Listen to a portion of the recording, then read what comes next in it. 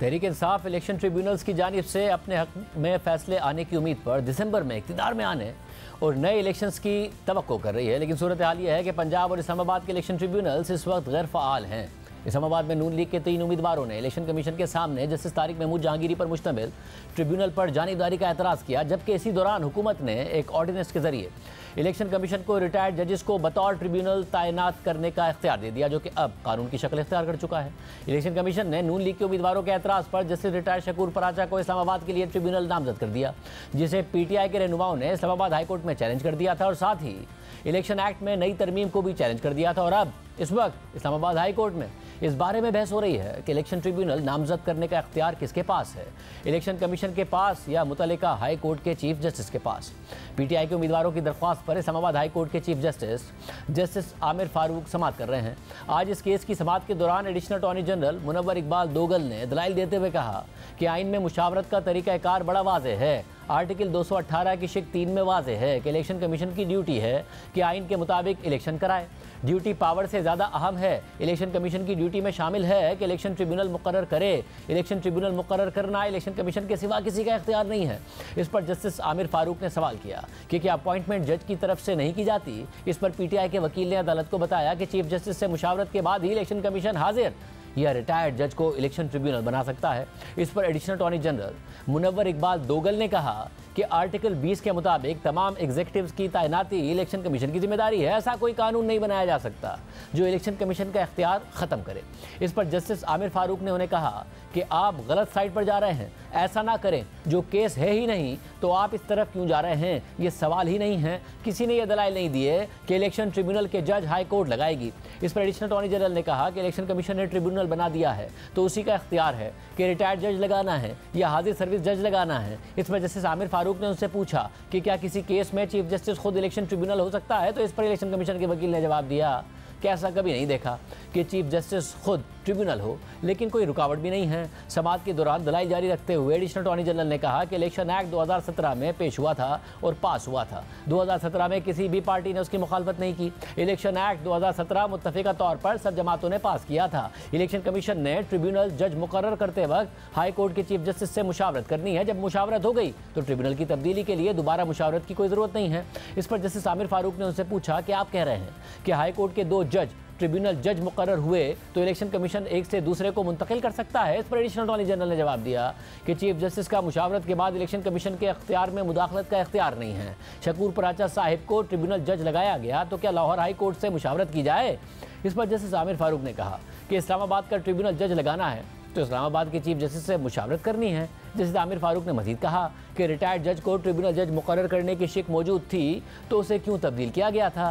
पहले आपने इस शिक को ख़त्म किया और फिर दोबारा से शामिल कर दिया। कानून जब बनाते हैं तो 50-100 साल का सोच कर बनाया जाता है ना, ये तो नहीं कि आज के लिए कानून बना लिया तो कल के लिए कल देख लेंगे। एडिशनल अटॉर्नी जनरल के दलाइल मुकम्मल होने के बाद PTI के रहनुमा और वकील शुएब शाहीन ने अपने दलाइल का आगाज़ करते हुए कहा कि इलेक्शन कमीशन ने बहुत से ब्लंडर किए, कंसोलिडेशन बाद में की, नोटिफिकेशन पहले जारी कर दिए। मेरे केस में इलेक्शन कमीशन ने इस गलती को दुरुस्त भी नहीं किया। इस पर जस्टिस आमिर फारूक ने हैरानी का इजहार करते हुए कहा क्या वाकई ऐसा हुआ था। इस पर शुएब शाहीन ने जवाब दिया कि इलेक्शन कमीशन ने 11 फरवरी को कंसोलिडेशन प्रोसेस से रोका।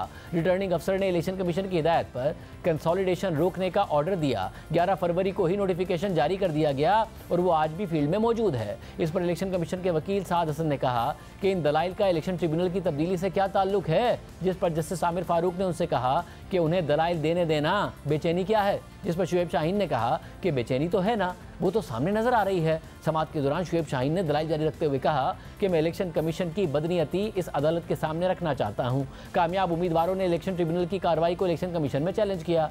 3 जून को दरख्वास्तें दायर की। इलेक्शन कमीशन ने 4 जून को दरख्वास्तें समाअत के लिए मुकर्रर कर दी। इलेक्शन कमीशन ने इलेक्शन ट्रिब्यूनल को रिकॉर्ड जमा कराने का ऑर्डर जारी किया। इलेक्शन ट्रिब्यूनल इलेक्शन कमीशन का मातहत तो नहीं था। इलेक्शन कमीशन ने 10 जून को दरख्वास्तों पर फैसला करके ट्रिब्यूनल तब्दील कर दिया। इलेक्शन कमीशन ने 7 जून को इस्लामाबाद के लिए नया नया इलेक्शन ट्रिब्यूनल जज मुकर्रर कर दिया था।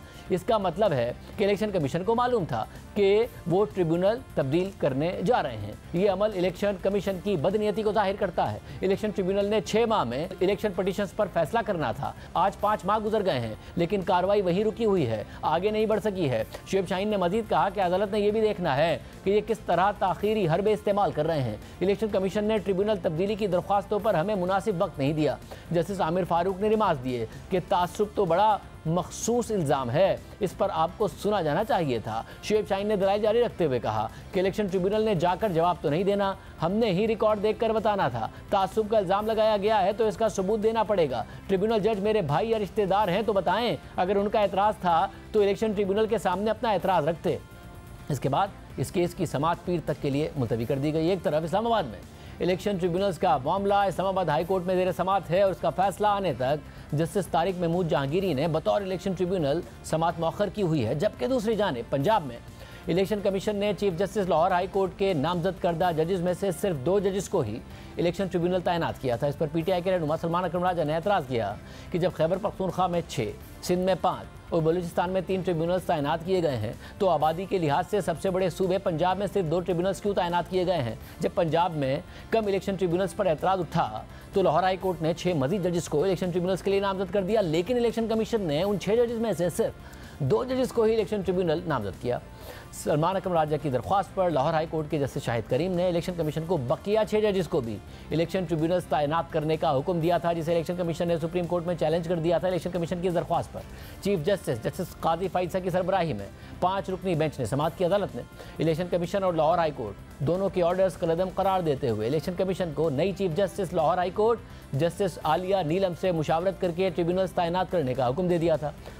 अब हल्फ लेने के बाद लाहौर हाई कोर्ट की चीफ जस्टिस आलिया नीलम और चीफ इलेक्शन कमिश्नर की एक मुलाकात की खबर सामने आ चुकी है, लेकिन पंजाब में भी इस्लामाबाद की तरह इलेक्शन ट्रिब्यूनल्स की सूरत हाल अभी तक गैर वाज़ेह है।